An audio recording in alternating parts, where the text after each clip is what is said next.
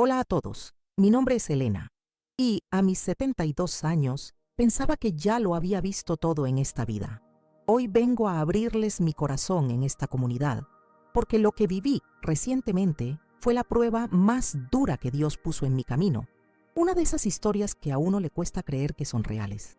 Soy viuda desde hace muchos años y, después de que mi querido esposo se fue, decidí vivir una vida sencilla, viviendo en la casa de mi único hijo, Julián, para poder estar cerca de mi nieto, que es la luz de mis ojos.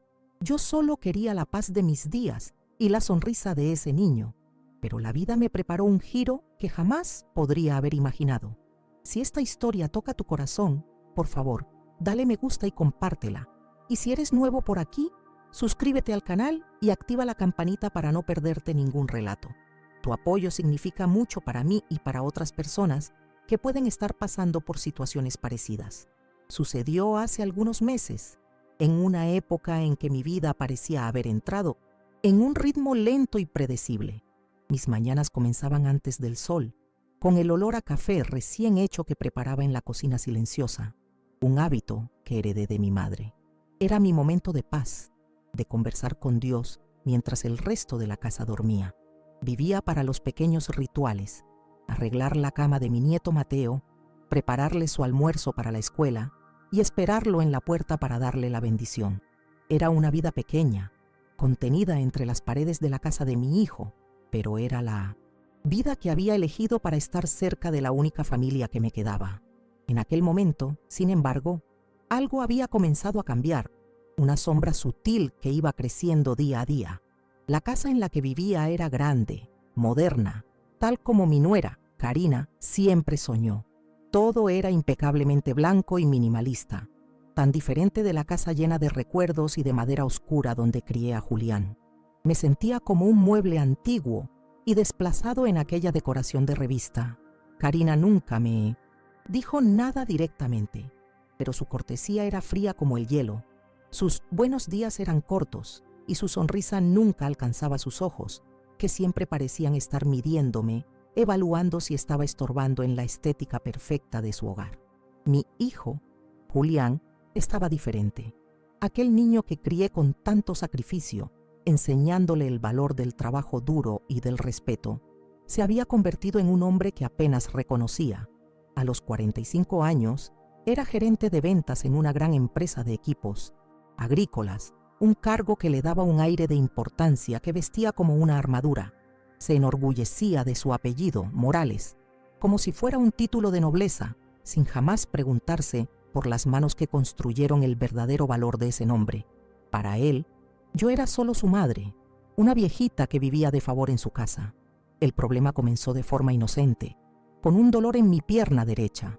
Al principio, era solo una molestia, una punzada aguda después de estar mucho tiempo de pie, pero con el paso de las semanas, el dolor se transformó en un tormento constante. La pierna comenzó a hincharse, la piel se estiró y se puso brillante, y cada paso era una agonía. El médico dijo que era una inflamación seria, que necesitaba reposo absoluto, con la pierna siempre en alto.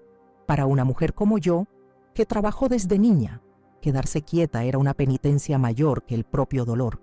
Mi condición, claro, alteró toda la rutina de la casa. Yo, que siempre me esmeraba en mantener todo en orden, en cocinar y lavar, de repente me vi dependiente. Pasaba la mayor parte del día sentada en un sillón en la sala, con la pierna apoyada en cojines. Veía el polvo acumulándose en los rincones, los platos en el fregadero, y sentía una impotencia que me corroía por dentro. Era en ese escenario que la paciencia de mi hijo comenzó a agotarse, gota a gota, como un grifo mal cerrado. Julián llegaba del trabajo y su mirada recorría la casa con desaprobación. No decía nada al principio, pero sus suspiros eran más elocuentes que cualquier palabra. Miraba la cocina desordenada, luego a mí, sentada en el sillón, y su mandíbula se contraía. Veía la irritación burbujeando bajo la superficie, la misma impaciencia que su padre tenía cuando una máquina en el taller no funcionaba como debía. Pero la diferencia es que yo no era una máquina, yo era su madre. Karina, por su parte, encontró en mi enfermedad la excusa perfecta para destilar su veneno de forma sutil. Se le olvidaba traerme un vaso de agua o preparaba la cena y solo ponía la mesa para ella, Julián y Mateo, como si yo fuera invisible. A veces la oía hablando por teléfono con alguna amiga, quejándose en voz lo suficientemente alta para que yo escuchara. Decía lo agotador que era tener que encargarse de todo sola, cómo la casa estaba un caos, con gente enferma que no colaboraba. Cada palabra era una pequeña puñalada a mi orgullo. La tensión en la casa era palpable. Se podía cortar con un cuchillo. El aire se volvía pesado siempre. Que Julián y yo estábamos en la misma habitación. Mateo, mi nieto, con la sensibilidad de los niños, se daba cuenta de todo. Venía calladito, se sentaba en el suelo junto a mi sillón y me tomaba la mano, como si quisiera protegerme con su pequeña presencia. Él era mi único consuelo, la única mirada en esa casa que todavía me veía con amor incondicional y no como una carga. Yo rezaba todas las noches, con el rosario que fue de mi madre entre los dedos. Le pedía a Dios paciencia, le pedía fuerzas para soportar aquella prueba en silencio. Amaba a mi hijo, y el amor de madre es algo terco, que busca excusas donde no las hay, que intenta justificar lo injustificable. Me decía a mí misma que él estaba estresado con el trabajo, que la presión era grande, que no quería decir aquello. Pero, en el fondo de mi corazón, una herida se abría y sabía que algo estaba terriblemente mal. Aquel día específico, el día en que todo se derrumbó, comenzó como todos los otros. Desperté con la pierna latiendo de una forma insoportable. El dolor era tan intenso que me quitó el aliento. Intenté levantarme para ir a la cocina, para al menos adelantar el café, pero en cuanto puse el pie en el suelo, una ola de agonía me recorrió y tuve que sentarme en la cama nuevamente, derrotada. Las lágrimas vinieron no de tristeza, sino de pura frustración física. Estaba atrapada en mi propio cuerpo. Cuando Karina entró en mi habitación horas después, no para saber cómo estaba, sino para tomar una toalla limpia del armario, me vio allí, todavía en camisón. Su mirada fue de puro desprecio. ¿No se va a levantar hoy de nuevo?, preguntó con la voz cargada de una falsa preocupación que era más ofensiva que un insulto directo. Apenas murmuré que el dolor estaba muy fuerte, y ella salió de la habitación bufando, cerrando la puerta de un portazo. El resto de la mañana se arrastró. Conseguí, con mucho esfuerzo, arrastrarme hasta el sillón de la sala, mi puesto de observación del día. Desde allí, oía los sonidos de la casa, las prisas para llevar a Mateo a la escuela, la puerta cerrándose de golpe cuando Julián se fue a trabajar. Nadie vino a preguntarme si necesitaba algo, si había comido. Era como si mi inmovilidad me hiciera invisible, un fantasma sentado en la sala de estar. El día fue largo y silencioso. Karina salió a resolver sus asuntos y me quedé sola con mis pensamientos y mi dolor. Reflexioné sobre mi vida, sobre el imperio que yo y mi esposo, Roberto, construimos de la nada. Empezamos con un pequeño taller mecánico en Guanajuato, reparando tractores viejos. Recuerdo mis manos llenas de grasa, las noches en que nos quedábamos hasta tarde diseñando piezas, soñando con un día tener nuestra propia marca. Equipos Morales, la bautizamos, un nombre que hoy era sinónimo de calidad en todo México. Pensé en Julián, en cómo lo protegimos de la dureza de aquel inicio. Él nació cuando la empresa ya comenzaba a prosperar. Nunca supo lo que era tener las manos sucias de grasa. Nunca sintió el olor a metal quemado. Nunca pasó una noche en vela preocupado si habría dinero para pagar a los empleados al día siguiente. Le dimos todo, los mejores estudios, la mejor ropa, una vida sin las dificultades que nosotros enfrentamos. Quizás ese, pensé con amargura, fue nuestro mayor error. El sol comenzó a ponerse, pintando el cielo con tonos de naranja y púrpura que veía por la ventana. La belleza de aquel atardecer contrastaba con la fealdad que sentía por dentro. La puerta se abrió. Era Julián, llegando del trabajo. Entró arrojando su maletín en el sofá, aflojando la corbata con un gesto irritado. Su mirada barrió la sala y se posó en mí. Vi en sus ojos la acumulación de un mal día en el trabajo, la frustración buscando un blanco fácil. Y el blanco era yo. Abrió la boca, y lo primero que salió no fue un «Hola, mamá», sino una queja. «No puedo creerlo. ¿Todo el día sentada ahí? La casa es un desastre. El fregadero está lleno de platos de ayer.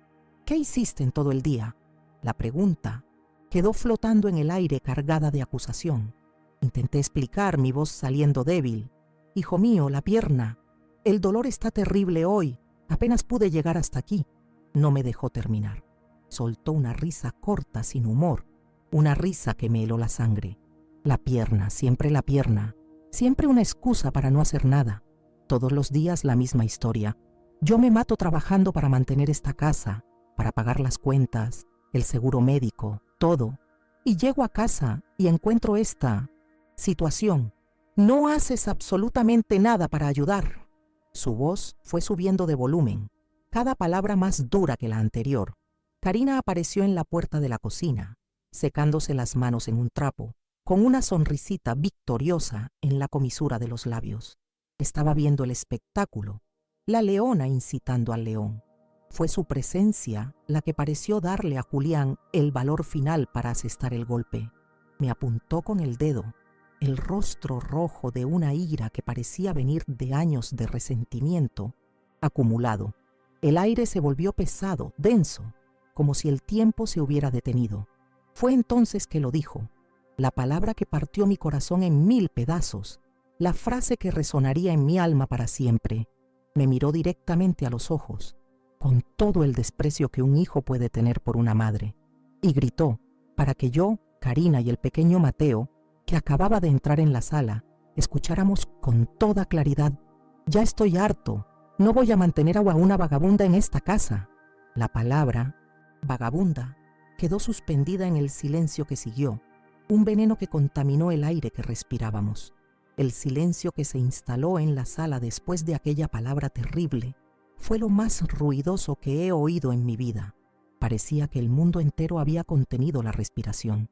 Mi primer instinto no fue mirar a Julián, el hombre que acababa de sentenciarme, ni a Karina, que sabía que estaba saboreando cada segundo de mi humillación. Mi mirada, mi cuerpo, mi alma entera se volvió hacia mí, nieto.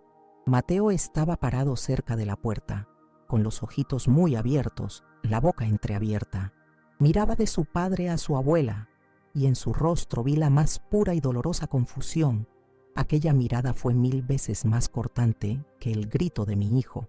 En ese instante, el dolor de mi pierna desapareció anestesiado por el shock. Todo lo que sentía era una vergüenza profunda, no por mí, sino por él.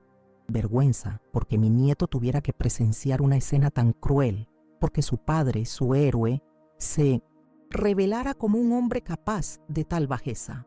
Una lágrima silenciosa rodó por la mejilla del niño, y fue esa lágrima la que me dio fuerzas. Con una calma que no sabía que poseía, apoyé las manos en los brazos del sillón e, ignorando la punzada de protesta de mi cuerpo, me levanté. No dije una palabra, no miré en dirección a Julián, simplemente caminé, paso a paso, sintiendo el peso de cada uno de ellos, en dirección a mi habitación. Cada paso era una declaración de que la discusión había terminado, de que él no obtendría ninguna otra reacción de mí. Pasé junto a Mateo y le toqué suavemente el cabello, un gesto para tranquilizarlo, para decirle que la abuela estaba allí. Cerré la puerta de mi habitación detrás de mí y el sonido del clic de la cerradura fue como el punto final en una página de mi vida.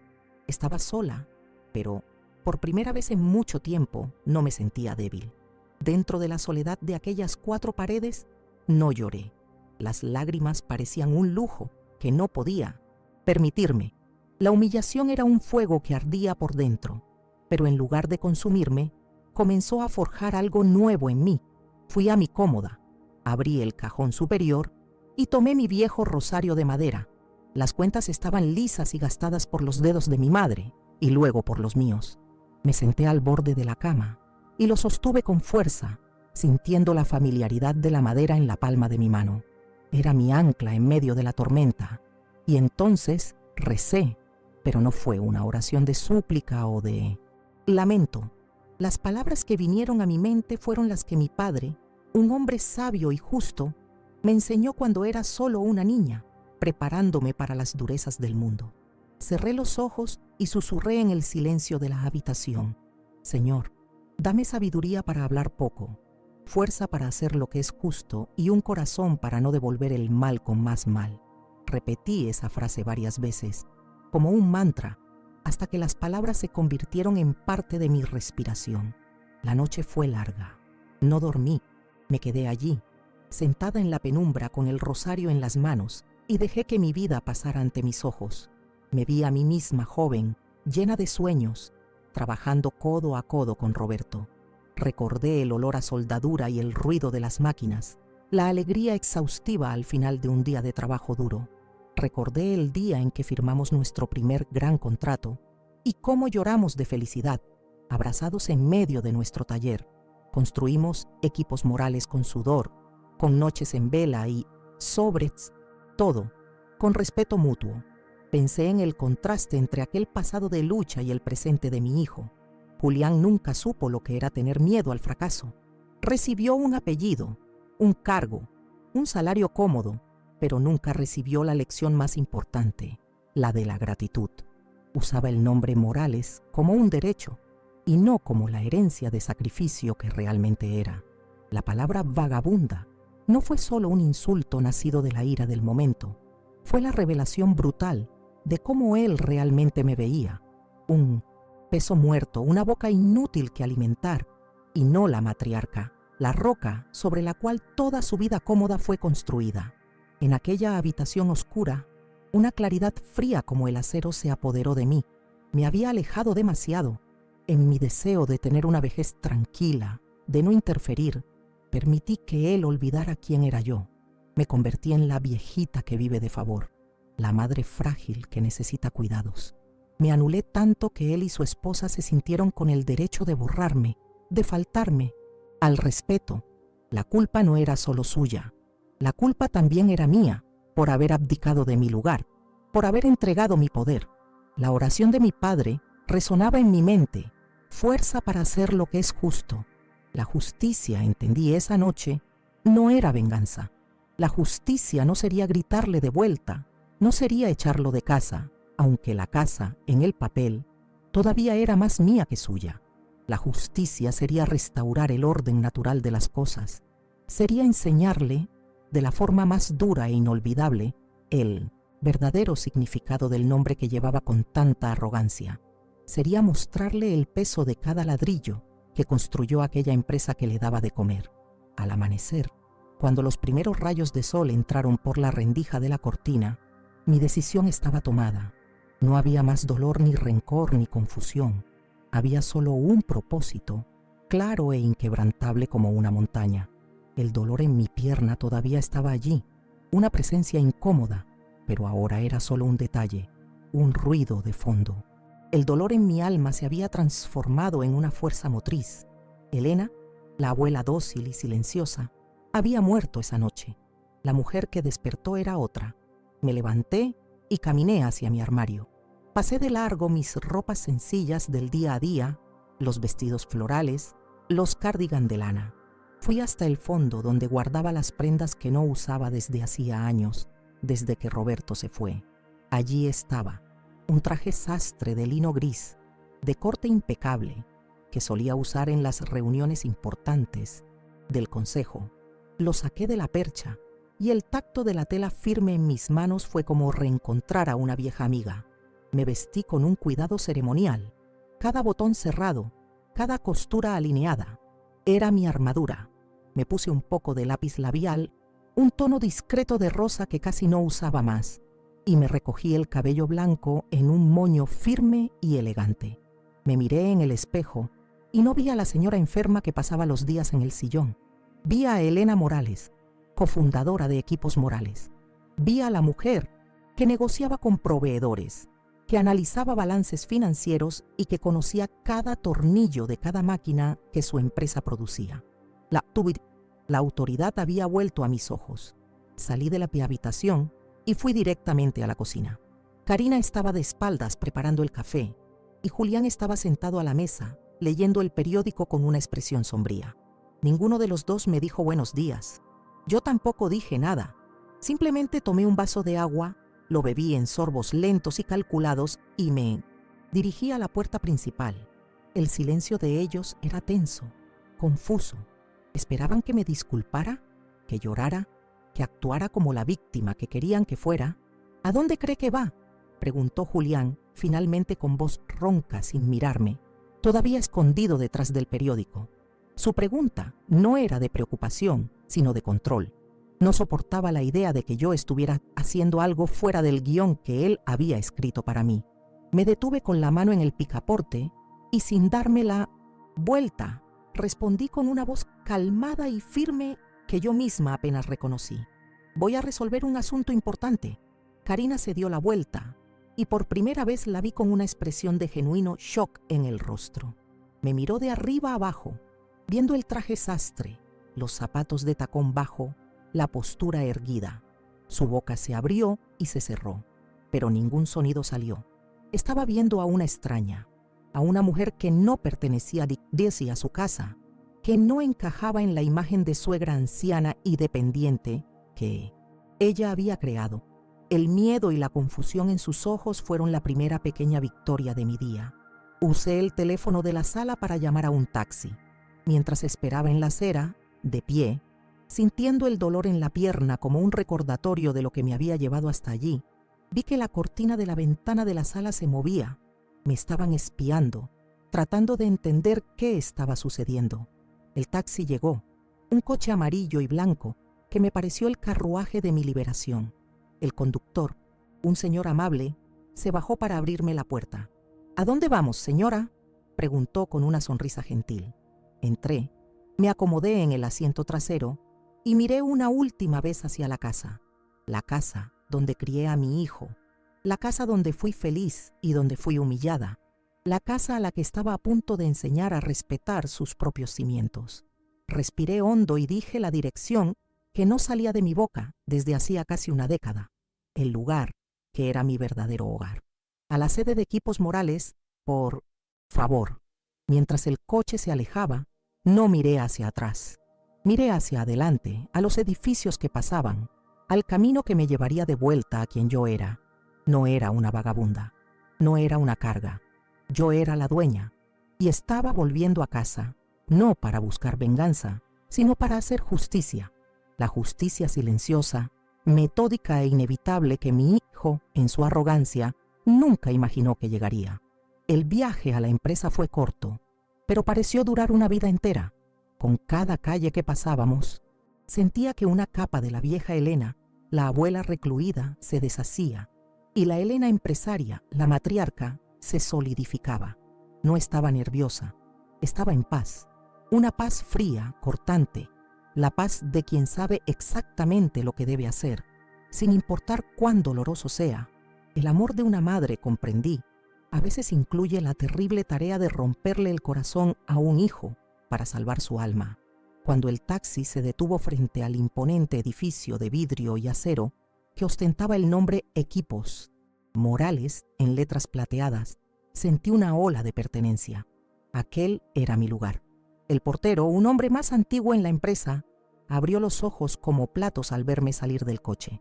Corrió a saludarme, el asombro y la reverencia mezclados en su rostro.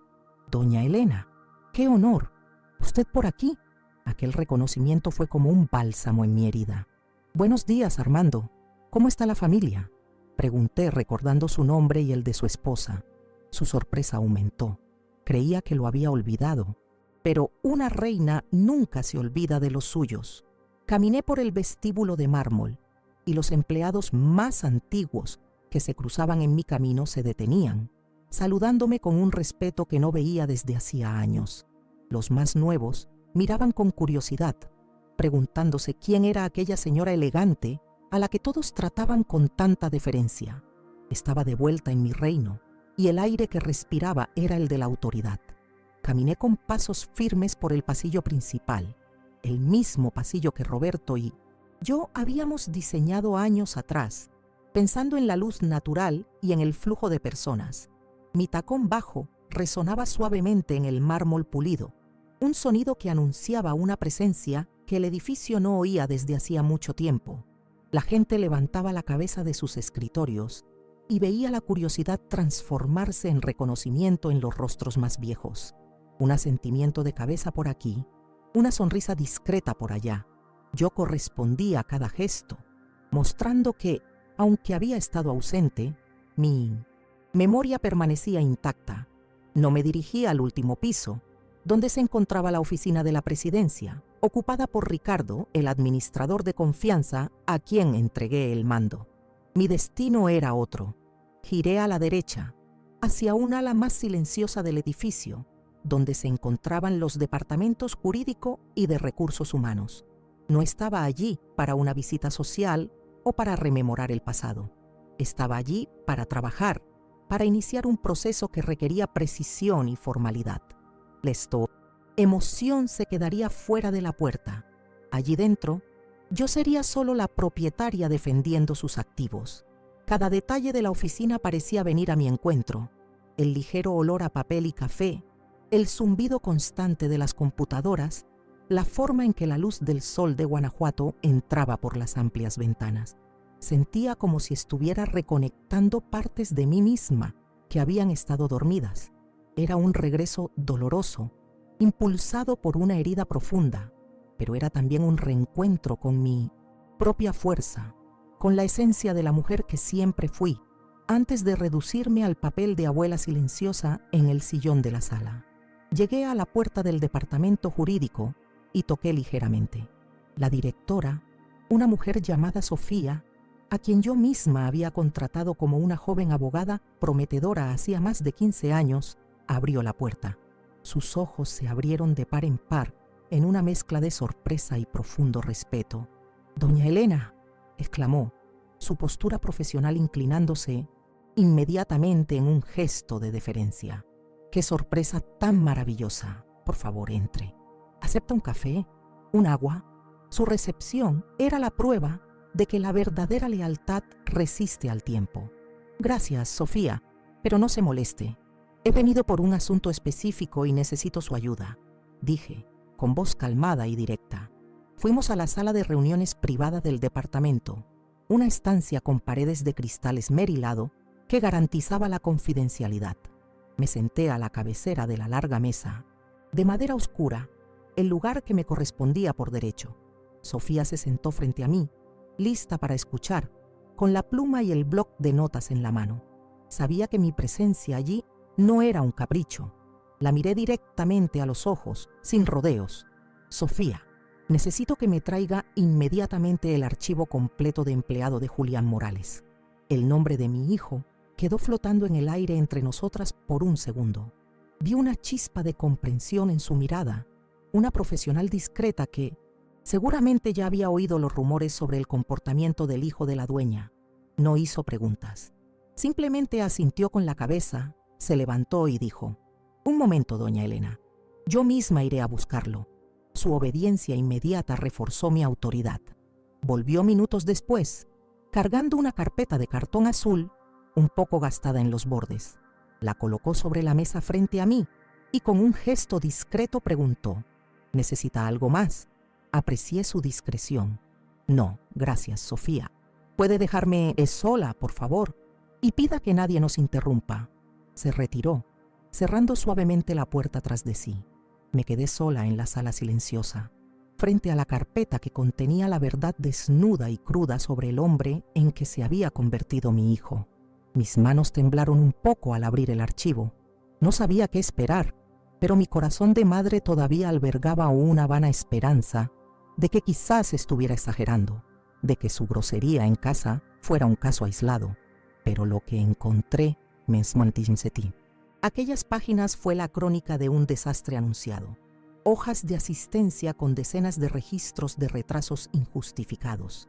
Informes de gastos que mostraban el uso del coche de la empresa para viajes personales los fines de semana, con facturas de restaurantes caros y gasolineras a cientos de kilómetros de su zona de ventas.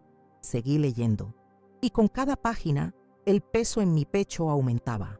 Había correos electrónicos impresos, quejas formales de clientes importantes sobre su arrogancia en meeting, reuniones, sobre promesas incumplidas, sobre una actitud displicente que no se correspondía con la reputación de equipos morales. Había 2 advertencias formales por escrito, firmadas por su superior directo, que aparentemente fueron ignoradas. Vi anotaciones a mano de gerentes de otras áreas, informando de su falta de cooperación y su manía de decir, ¿sabes quién soy? Aquello fue la confirmación final y dolorosa. La enfermedad de mi hijo no era solo la ingratitud, era un cáncer de arrogancia que se estaba extendiendo y amenazando el cuerpo sano de la empresa que Roberto y yo dimos la vida por construir. No solo me estaba deshonrando a mí, su madre, estaba deshonrando el trabajo de cientos de familias que dependían del éxito y la integridad de aquella compañía. Estaba escupiendo en el plato, no solo en el que yo le servía en casa, sino en el plato que alimentaba su lujo y su soberbia. Cerré la carpeta lentamente. No había ira en mí, solo una tristeza profunda y helada, una tristeza por la pérdida del niño que crié, por el hombre que podría haber sido. Pero la tristeza no sacudió mi resolución. Al contrario, la solidificó. Tomé mi celular e hice 2 llamadas. La primera fue a Ricardo, el presidente. Le informé, sin pedir permiso, que estaría en la empresa a la mañana siguiente y que convocara una reunión extraordinaria de la junta directiva para las 9 en punto. Hay un asunto urgente de gobierno corporativo que yo misma presidiré, le dije. El silencio de asombro al otro lado de la línea fue seguido por un «sí, señora», como ordene doña Elena. La segunda llamada fue a Sofía. Le pedí que preparara toda la documentación necesaria para un proceso de despido por causa justificada, con base en los elementos que había encontrado en el archivo. Le pedí que lo hiciera con el máximo sigilo y que tuviera todo listo para la reunión de la mañana siguiente. Siga el procedimiento estándar, Sofía, como si fuera para cualquier otro empleado en esta situación. Sin excepciones, instruí. Entendido, doña Elena, respondió con voz firme y profesional. La maquinaria de la justicia se había puesto en movimiento. Volví a casa al final de la tarde. El mismo taxi me llevó de vuelta a la calle silenciosa. Al entrar, encontré a Julián y Karina en la sala, esperándome. La ansiedad era visible en sus rostros. Me bombardearon con preguntas. ¿Dónde estuvo todo el día? ¿Con quién fue a hablar? ¿Por qué se vistió así? ¿Qué está pasando, mamá? Querían respuestas. Querían recuperar el control de la situación, de la narrativa que ellos habían creado. Los miré, a uno por uno. No ofrecí ninguna explicación. Simplemente dije, con la misma calma que había mantenido todo el día: estoy cansada. Voy a mi habitación a descansar. La falta de información los dejó más desconcertados que cualquier pelea. No sabían cómo reaccionar ante aquella nueva Elena, una mujer que no se justificaba, que no se doblegaba ante la presión. El poder había cambiado de manos y apenas estaban comenzando a darse cuenta. Esa noche, apenas toqué la comida que Karina me llevó a la habitación, un gesto forzado de tregua que llegó demasiado tarde. Me preparé para el día siguiente, no con rabia, sino con la solemnidad de un cirujano que necesita hacer un corte doloroso para salvar al paciente. Dormí profundamente, un sueño sin ensoñaciones, el primero en muchas semanas. La paz de la decisión tomada era un bálsamo para mi alma cansada. Sabía que el día siguiente sería el más difícil de mi vida, pero también el más necesario. La mañana llegó, gris y fría. Seguí mi rutina, pero con una nueva energía. Me puse otro traje sobrio, esta vez de color azul marino. Cuando salí de mi habitación, encontré a Julián en el pasillo, ya de traje y corbata, con el maletín en la mano, listo para ir a trabajar. Intentaba proyectar una imagen de normalidad, como si la discusión de anteayer no hubiera sido más que una pesadilla. Forzó una sonrisa y dijo: «Buenos días, mamá. ¿Está mejor hoy?» Me detuve frente a él, bloqueándole el camino hacia la puerta. Miré su traje, su maletín, toda su fantasía de hombre importante. Había una pizca de lástima en mi corazón, pero fue rápidamente engullida por la necesidad de lo que estaba por venir. Necesitaba despertar de ese sueño de privilegio y yo era la única persona que podía despertarlo. El momento había llegado. Intentó pasar a mi lado, pero permanecí inmóvil. Con permiso, mamá, llego tarde al trabajo, dijo, la impaciencia volviendo a su voz. Fue entonces cuando pronuncié las palabras que serían el inicio del desmoronamiento de su mundo. Con la voz más calmada y fría que pude modular, dije, hoy no vas a trabajar. La frase quedó flotando en el aire, simple, directa y absolutamente incomprensible para él.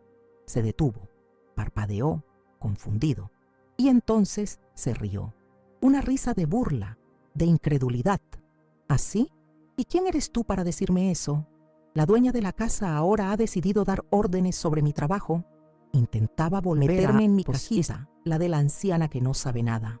Intentaba usar la misma táctica de humillación de antes, pero su munición ya no tenía efecto en mí. Mantuve mi mirada fija en la suya, sin pestañear. Dejé que terminara su risa y, en el silencio que siguió, asesté el golpe final. La verdad. La revelación que lo cambiaría todo. Con la voz perfectamente nivelada, sin una pizca de emoción, dije las palabras que él nunca en su vida imaginó oír de mi boca. Yo soy la dueña de la empresa, hijo mío, y hoy tengo asuntos que resolver allí. La sonrisa desapareció del rostro de Julián como si hubiera sido borrada. Su piel perdió el color, volviéndose pálida, casi grisácea.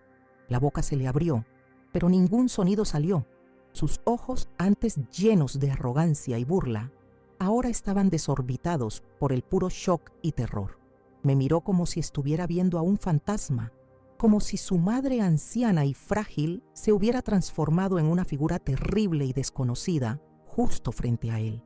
En ese instante empezó a entender, y era solo el comienzo. Karina, que observaba la escena desde la puerta de la cocina, dejó caer el paño de cocina que sostenía. El sonido de la tela golpeando el suelo fue lo único que se movió en aquel pasillo congelado en el tiempo. Su rostro, siempre tan controlado y lleno de desdén, era ahora una máscara de pánico e incredulidad. Miraba de mí a su esposo y de vuelta a mí, como si las piezas de un rompecabezas imposible estuvieran encajando en su mente, formando una imagen aterradora. La mujer a la que trataba como un estorbo, la suegra anticuada que ensuciaba su casa perfecta, era en realidad la fuente de todo el lujo que tanto amaba. No esperé a que procesaran la información. No les di la satisfacción de ver ninguna vacilación en mí. Simplemente di un paso al lado, rodeando la estatua de shock en la que se había convertido mi hijo, y abrí la puerta principal. El aire fresco de la mañana entró y me pareció el soplo de la libertad. Antes de salir, miré una última vez por encima del hombro. Julián todavía estaba parado en el mismo lugar, el maletín de ejecutivo colgando de su mano como un peso muerto. Sus labios se movían, pero ningún sonido salía. Era un rey destronado en su propio castillo de naipes, y la marea estaba subiendo. Cerré la puerta detrás de mí, dejándolos atrás con el veneno de la verdad. Mientras caminaba hacia el portón para esperar mi taxi, que ya estaba en camino, no sentí triunfo. Sentí un peso enorme, el peso de la cirugía que estaba a punto de realizar a sangre fría. Era el amor de madre en su forma más brutal y necesaria. Necesitaba amputar su arrogancia para que el hombre que crié pudiera tener una oportunidad de sobrevivir. El dolor era mío, pero la lección sería enteramente suya. El viaje a la empresa fue un borrón. Mi mente estaba enfocada en la reunión que me esperaba. Al llegar, la atmósfera en el piso de la dirección era eléctrica. Ricardo, el presidente, me recibió en la puerta del ascensor con minutos y cientos de el rostro pálido y los ojos llenos de preguntas que no se atrevía a hacer. Los otros directores, hombres y mujeres que conocía desde hacía años, ya estaban en la sala de reuniones, de pie, en un silencio respetuoso y tenso.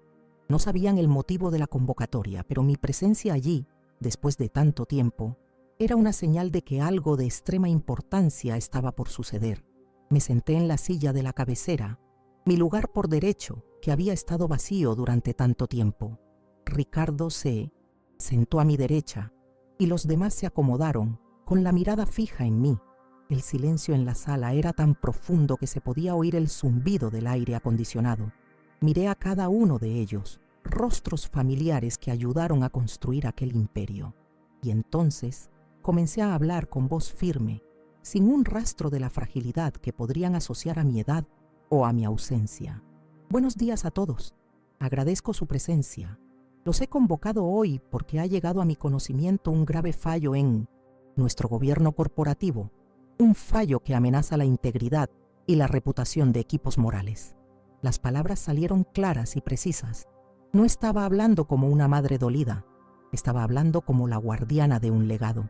Vi la confusión en sus rostros transformarse en una seria preocupación. Se acomodaron en sus sillas, con la atención totalmente centrada en mí. Con la carpeta azul abierta frente a mí, comencé a exponer los hechos, uno por uno. Leí los registros de retrasos, los informes de gastos fraudulentos, las quejas de los clientes. Con cada elemento que presentaba, veía el shock y la decepción crecer en los ojos de los directores. No mencioné el nombre de Julián al principio. Simplemente presenté el caso como un gerente de ventas senior, dejando que la evidencia hablara por sí misma. Quería que su decisión se basara en hechos, no en lealtad a mí o en lástima por él. Presenté todo con una distancia profesional, como si estuviéramos discutiendo un problema de logística o un fallo de producción. No había emoción en mi voz, solo la frialdad de los datos. Mostré las pérdidas financieras directas causadas por su negligencia, los contratos que se pusieron en riesgo por su arrogancia. Estaba pintando un cuadro, no de un hijo ingrato, sino de un empleado tóxico que estaba actuando como un parásito en el cuerpo de la empresa. Cuando terminé la presentación, un silencio pesado cayó sobre la sala. Los directores se miraron entre sí, algunos meneando la cabeza, en desaprobación. Ricardo, el presidente, parecía devastado. Él era el responsable directo de la gestión. Y en cierto modo, aquel era un fallo en suyo también, por haber permitido que la situación llegara a ese punto, probablemente por miedo a confrontar al hijo de la dueña. Carraspeó y preguntó con voz baja: «Doña Elena, ¿de quién estamos hablando?». Fue entonces cuando dije su nombre. El empleado en cuestión es Julián Morales. La revelación, aunque quizás esperada por algunos, aún así tuvo el efecto de una bomba. Vi la compasión luchar contra el profesionalismo en sus ojos. Eran mis amigos, mis colegas de toda la vida. Pero yo no estaba allí buscando compasión por mí o por él. Estaba buscando justicia para la empresa. La pregunta que les planteo como consejo es: ¿qué haríamos si este empleado no llevara mi apellido? La pregunta retórica quedó flotando en el aire, obligándolos a confrontar la verdad. Uno de los directores más antiguos, un hombre llamado Javier, que comenzó como mecánico conmigo y con Roberto, fue el primero en romper el silencio. «Doña Elena, con todo el respeto, la ley de la empresa es clara. 3 advertencias o una falta grave comprobada es despido por causa justificada. Lo que usted nos ha mostrado son múltiples faltas graves.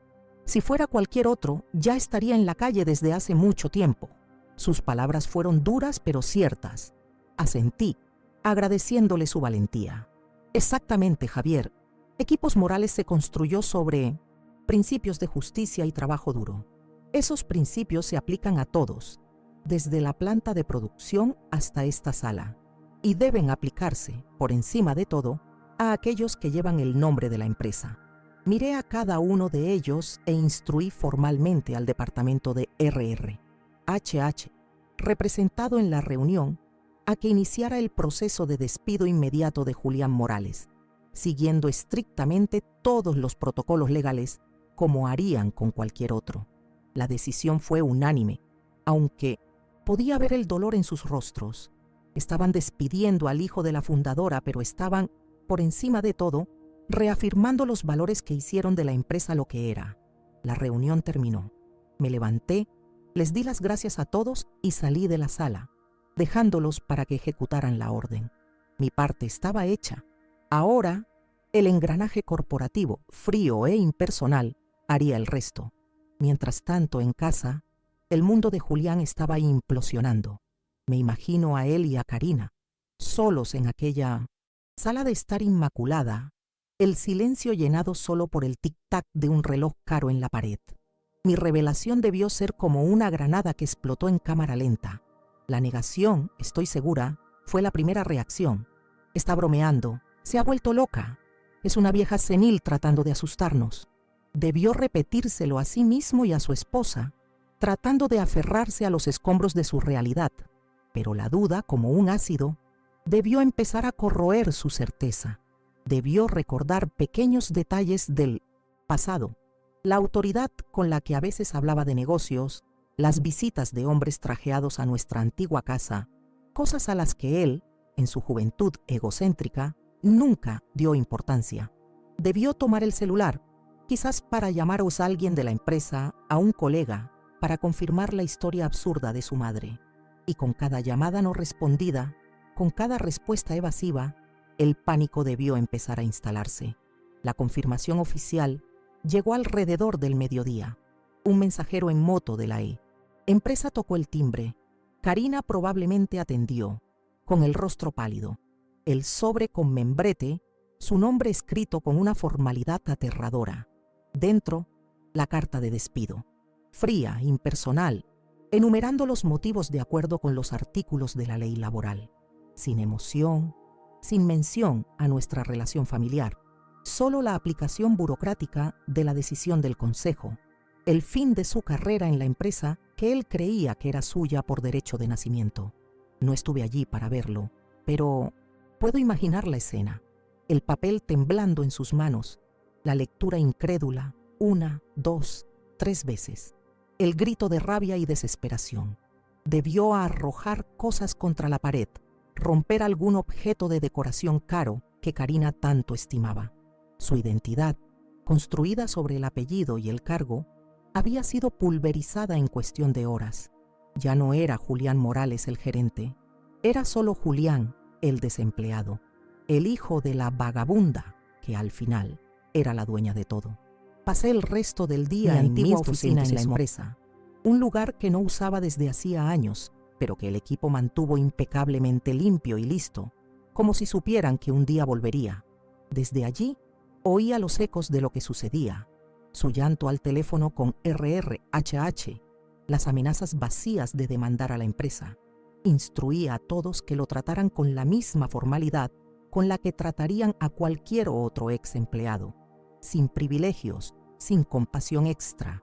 La lección debía ser completa. Por la noche, cuando volvía a casa, el silencio era pesado, fúnebre. La puerta de su habitación estaba cerrada y desde dentro llegaban los sonidos ahogados de su llanto. Un llanto de hombre adulto, un llanto de rabia, de humillación y de autocompasión. Cada sollozo era un cuchillo en mi corazón de madre.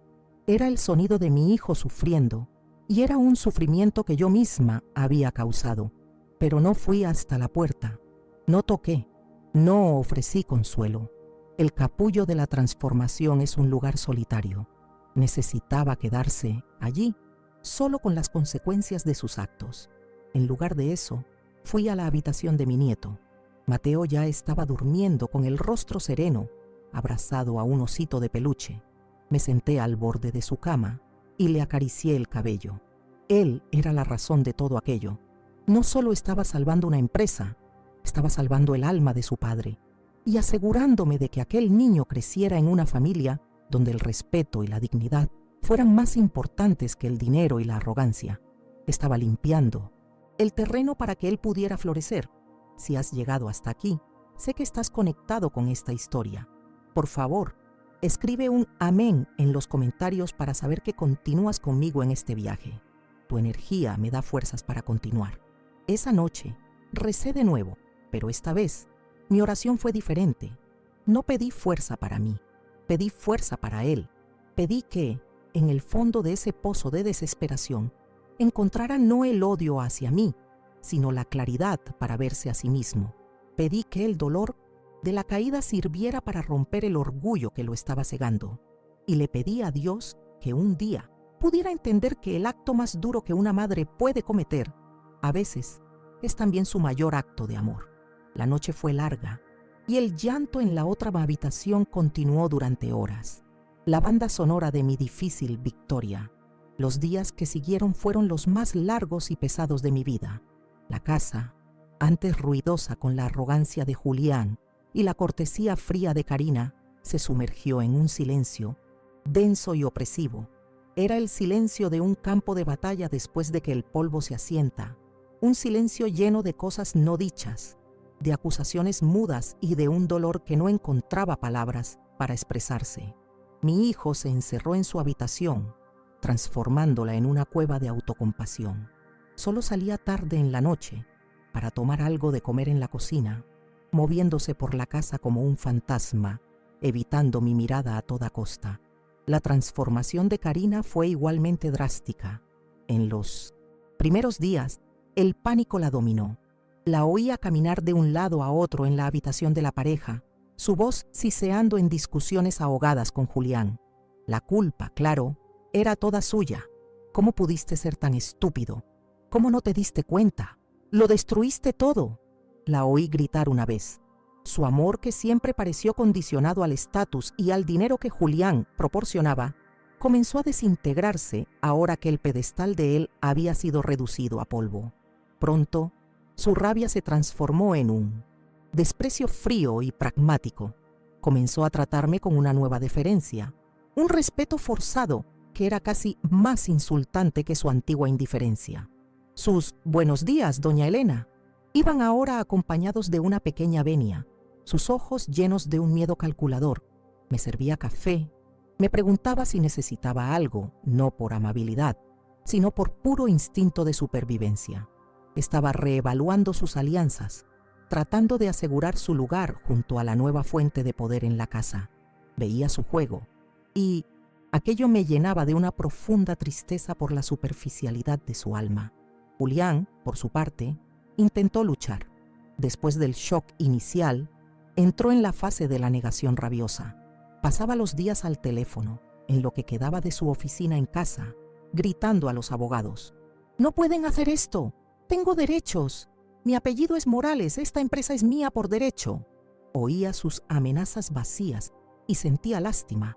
Intentaba usar las mismas armas de siempre, el nombre, la intimidación, sin darse cuenta de que las reglas del juego habían cambiado para siempre. Estaba luchando contra un sistema que yo misma creé para que fuera justo e impersonal. Los abogados, al principio, debieron darle falsas esperanzas, seducidos por el nombre y la aparente injusticia de la situación. Pero, a medida que analizaban la documentación que la empresa, bajo mis órdenes, les proporcionaba, el tono de ellos ciertamente cambiaba.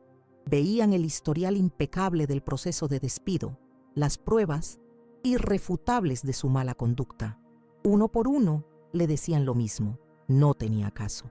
Intentar demandar a la empresa sería un desperdicio de dinero y una humillación pública aún mayor.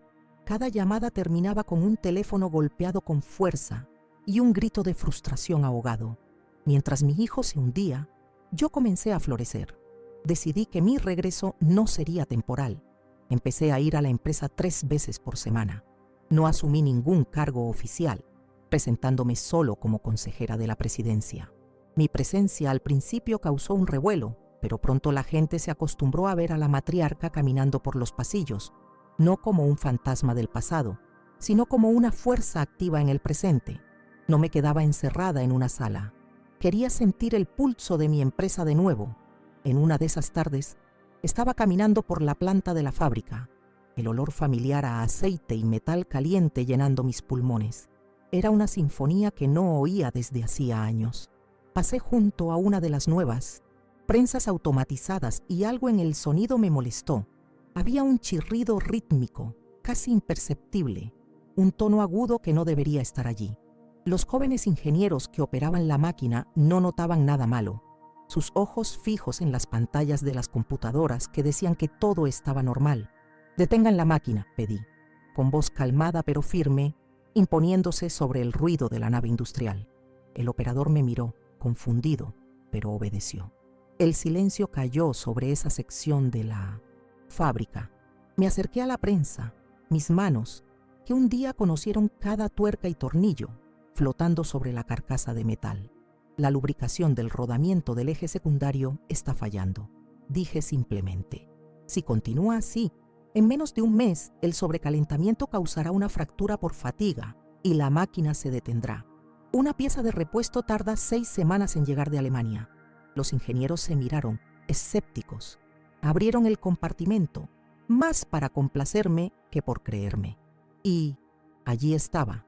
El rodamiento estaba seco, con claras señales de sobrecalentamiento, exactamente como lo había diagnosticado solo por el sonido. El respeto en los ojos de aquellos jóvenes, la forma en que me miraron, ya no como a una viejita, sino como a una leyenda viva, fue más gratificante que cualquier informe de ganancias. Ese día yo no era la dueña, era Elena, la mecánica, de nuevo. Mi rutina se estableció. Mañanas en la empresa, tardes con mi nieto.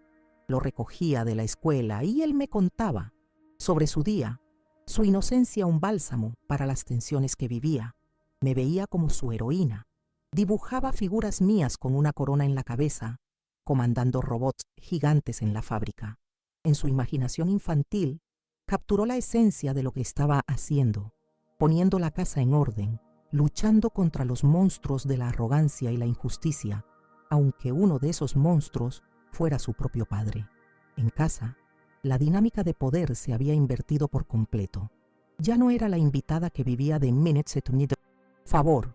La casa, aunque todavía a nombre de Julián, respiraba mi autoridad.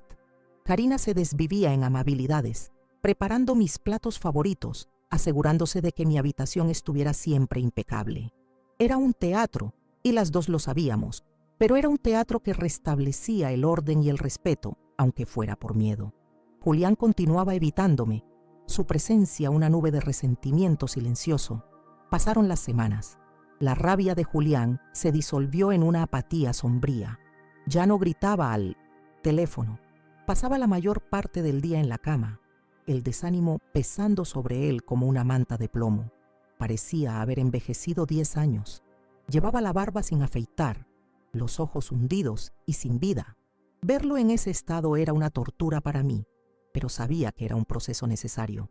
A veces, el capullo debe ser oscuro y apretado para que la mariposa pueda un día crear fuerzas para salir. Entonces, un día algo cambió. Fue un evento minúsculo, casi insignificante, pero para mí fue como el primer brote verde después de un largo invierno. Estaba en la cocina preparando un té cuando Julián entró. No me miró, no dijo una palabra.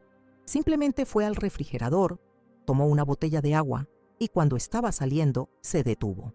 El bote de basura de la cocina estaba lleno, rebosante. Era una tarea que Karina siempre le mandaba hacer y que él siempre hacía quejándose. Miró la basura durante un largo momento. Contuve la respiración, observándolo por el rabillo del ojo. Pensé que daría la espalda y volvería a su cueva de resentimiento, pero no lo hizo. Con un suspiro pesado, que parecía cargar el peso de toda su derrota, se agachó, ató la bolsa de plástico y la sacó afuera, sin que nadie se lo pidiera, sin quejarse.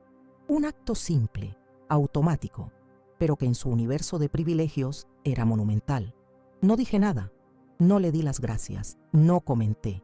Simplemente seguí preparando mi té como si no me hubiera dado cuenta, pero mi corazón dio un vuelco. Aquel pequeño acto de responsabilidad, nacido no de la obligación, sino quizás del aburrimiento o de un primer atisbo de su nueva realidad, era una señal. Era la primera grieta minúscula en la armadura de arrogancia que lo asfixiaba. Era la prueba de que quizás, muy en el fondo, el niño que crié todavía estaba allí, sepultado bajo capas de orgullo. En los días siguientes aparecieron otras pequeñas señales. Una bombilla quemada en el pasillo que cambió sin que nadie lo mencionara. La puerta de un armario que tenía, la bisagra suelta y que lo encontré reparando silenciosamente con un destornillador. Eran tareas mundanas, cosas que nunca había hecho, siempre considerándose demasiado importante para trabajos manuales. Todavía no me hablaba, pero estaba empezando a interactuar con la realidad de una forma diferente. Estaba cayendo, y en el proceso de caída libre, estaba empezando a aferrarse a pequeñas cosas, a tareas concretas, quizás como una forma de demostrarse a sí mismo que todavía era capaz de hacer algo, cualquier cosa. El gerente de ventas arrogante estaba muriendo y en su lugar, un hombre roto estaba aprendiendo lentamente a lidiar con el peso de las cosas simples, de las responsabilidades cotidianas que siempre despreció. La situación financiera de ellos comenzó a apretar. Karina, acostumbrada a un estilo de vida de lujo, comenzó a desesperarse de verdad. Las discusiones en la habitación de la pareja cambiaron de tono. Ya no eran sobre su culpa, sino sobre el futuro. ¿Qué vamos a hacer? Las tarjetas de crédito están al límite. El pago de la casa va a vencer. La presión de la realidad, mucho más eficaz que cualquier sermón mío, se estaba volviendo insoportable para ellos. Julián comenzó a buscar empleo, al principio con la misma arrogancia de siempre. Enviaba su currículum solo para puestos de dirección en grandes empresas, creyendo que su apellido y su experiencia en equipos morales todavía le abrirían puertas. Pero el mundo de los negocios es pequeño. La historia de su despido, aunque tratada con discreción por la empresa, ciertamente se había extendido como un susurro en los círculos correctos. Nadie lo llamaba. Con cada rechazo, con cada correo electrónico sin respuesta, veía como un poco más de su soberbia se desvanecía. Su búsqueda de empleo se fue volviendo más humilde. Comenzó a postularse para puestos de gerencia junior, luego para posiciones de vendedor. La desesperación estaba llamando a la puerta y finalmente estaba empezando a entender que el apellido Morales, sin la base de poder de mi empresa para sustentarlo, era solo un nombre como cualquier otro. La lección se estaba aprendiendo de forma lenta, dolorosa e implacable. Tocar fondo llegó un martes lluvioso. La carta del banco llegó, fría y oficial, informando sobre el retraso en el pago de la hipoteca de la casa. Fue la gota que colmó el vaso. Esa noche, la discusión entre Julián y Karina no fue de rabia, sino de pura desesperación. Oí la voz de ella, ya no siseante, sino quebrada, por el llanto. ¿Y ahora, Julián, nos vamos a la calle? ¿Qué vamos a hacer? El silencio de mi hijo fue la respuesta más rotunda de todas. Ya no tenía respuestas, ya no tenía soluciones, tenía solo el peso de su fracaso. A la mañana siguiente, lo vi sentado a la mesa de la cocina, mucho antes de que saliera el sol, con el periódico abierto en la sección de clasificados, no en la parte de ejecutivos, sino en la de empleos generales. Sus ojos, antes tan arrogantes, ahora recorrían las pequeñas letras con una humildad desesperada. Vi el momento exacto en que se detuvo. Sus hombros cayeron. Leyó el pequeño anuncio varias veces. Taller Mecánico García necesita ayudante general. No se requiere experiencia, solo ganas de trabajar y aprender. Salario mínimo. Para el hombre que un día dirigió un equipo de ventas y conducía un coche de lujo de la empresa, aquello era el equivalente a una sentencia de muerte social. Un taller, un ayudante, salario mínimo. Era un espejo cruel de cómo había empezado su propio abuelo, pero sin el sueño, sin la esperanza, solo con la dura necesidad. Dobló el periódico, con el rostro como una máscara de derrota. No dijo a dónde iba, pero cuando salió de casa ese día, no vestía un traje. Vestía unos vaqueros viejos y una camisa descolorida. Consiguió el trabajo. Volvió a casa al final del día cubierto de grasa, la suciedad negra bajo las uñas de una forma que nunca se limpiaría por completo. Tenía un corte en la mano y un agotamiento en los huesos que no veía desde que era un adolescente y jugaba al fútbol todo el día. No dijo nada sobre su día. Simplemente se dio una larga ducha, comió en silencio la comida que le dejé en la estufa y se fue a su habitación. Aquel fue el primer día del resto de su vida. Y así se instaló una nueva rutina. Todos los días, Julián salía temprano y volvía tarde, cada vez más cansado, cada vez más silencioso. La arrogancia había sido lijada de su personalidad por la aspereza del trabajo manual. Ya no tenía energía para ser soberbio. Estaba demasiado ocupado sobreviviendo. Estaba aprendiendo por primera vez a los 45 años lo que significaba cambiar el sudor de su cuerpo por pan en la mesa. Y, lentamente, muy lentamente, algo en él comenzó a cambiar. Yo observaba todo a distancia. Mi corazón de madre se partía todos los días al verlo tan exhausto, tan humillado. Las ganas de ir hacia él, de decir, basta, hijo mío, yo te ayudo, eran inmensas. Pero la sabiduría que le pedía a Dios me contenía. Sabía que aquel era su viaje, su purgatorio personal. Mi intervención lo arruinaría todo. Así que mi apoyo era silencioso. Era su ropa limpia y planchada todos los días, el plato de comida caliente esperándolo, sin importar la hora a la que llegara. Era un amor que no se decía, sino que se hacía. Pasaron los meses. El cuerpo de Julián cambió. Perdió la barriga blanda de quien pasa el día sentado y ganó músculos en los brazos y en la espalda. Sus manos, antes lisas y cuidadas, se volvieron ásperas y llenas de callos, como las de mi Roberto. Karina, al ver que él estaba de verdad trabajando, luchando por mantener la casa, cambió también. Su desprecio dio paso a una especie de respeto a regañadientes.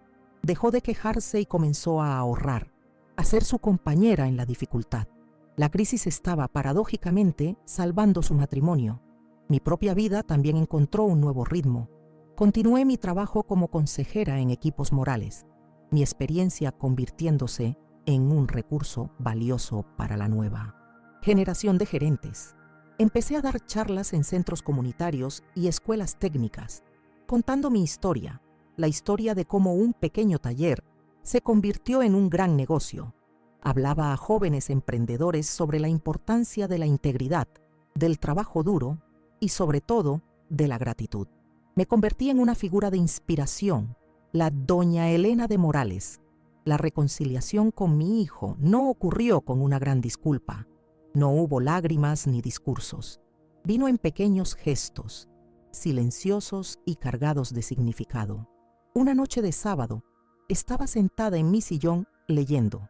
Julián entró en la sala, callado. Llevaba una pequeña caja de cartón que no veía desde hacía décadas. Era una caja donde guardaba mis primeros cuadernos de apuntes de la época en que la empresa era solo un sueño. Se acercó y, sin decir una palabra, puso la caja en mi regazo.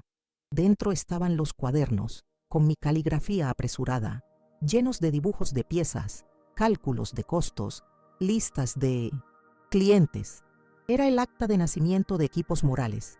Los encontró mientras limpiaba el garaje, un lugar al que nunca había entrado. Al devolverme aquello, no solo me estaba devolviendo cuadernos viejos, me estaba devolviendo mi historia. Estaba reconociendo finalmente quién era yo y todo lo que había hecho. Mis ojos se llenaron de lágrimas mientras acariciaba la cubierta gastada de uno de ellos. Él solo asintió con la cabeza y salió de la sala, dejándome con mi pasado en las manos. Otro día, la vieja mecedora de madera que fue de mi madre y que tanto amaba, comenzó a chirriar. Era un ruido irritante que me impedía relajarme. Lo comenté distraídamente en el desayuno. El fin de semana, encontré a Julián en el porche con la silla boca abajo. Tenía un juego de herramientas que compró para su trabajo en el taller y estaba, con una concentración que nunca vi en él, apretando los tornillos, lijando una junta, aplicando aceite.